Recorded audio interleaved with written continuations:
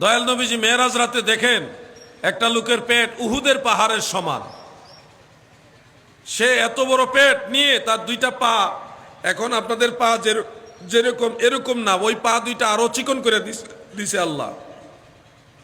স্বাভাবিক পায়ের চেয়ে আরো চিকন করে দিয়েছে, আর পেট বানাইছে উহুদ পর্বতের সমান।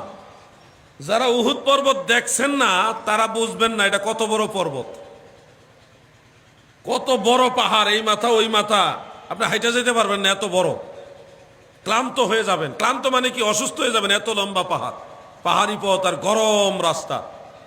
সেই উহুদ পাহাড়ের সমান যদি আপনার পেট বানায় আর পা দুইটা চিকন বানায়, আর ওই পেটের ভিতরে সাপ বিচ্ছু, এমন বিষাক্ত সাপ, এমন বিষাক্ত বিচ্ছু যেগুলির বিষ যদি পৃথিবীতে আল্লাহ তাআলা ছাড়ে এই জমিনে কোনোদিন ফসল হবে না, এত ভয়ঙ্কর বিষ। ওই বিষওয়ালা সাপ এবং বিচ্ছু পেটের ভিতরে ঢুকাই দিবে। কোন পেটে? উহুদ পাহাড়ের সমান পেট। ওই পেটের ভিতরে ঢুকাবে অসংখ্য সাপ বিচ্ছু, বিষাক্ত দাঁত দিয়ে আপনাকে কামড়াবে। বিষের যন্ত্রণায় ছটফট করে আপনি কাঁদবেন, চিৎকার করবেন, এত বড় পেট নিয়ে নড়াচড়া করতে পারবেন না।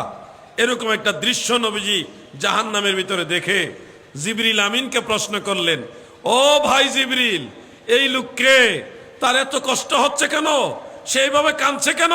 নবীজি তো জানেনি, উম্মতকে শিখাইবার জন্য এই প্রেক্ষাপট। জিবরিল আমিন বলে, নবী গো,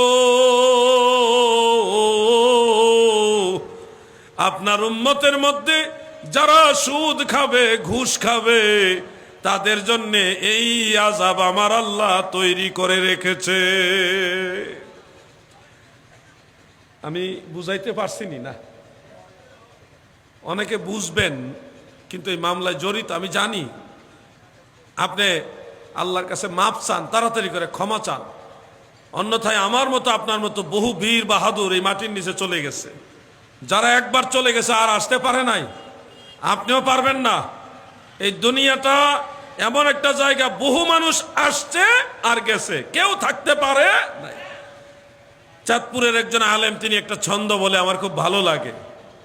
তিনি বলেন, এই দুনিয়া মুসাফির খানা, অমন তুমি জানো না। এই দুনিয়া মুসাফির খানা, অমন তুমি জানো না। কত মানুষ আইলো গেল, কেউ তো ধরাই রইল না।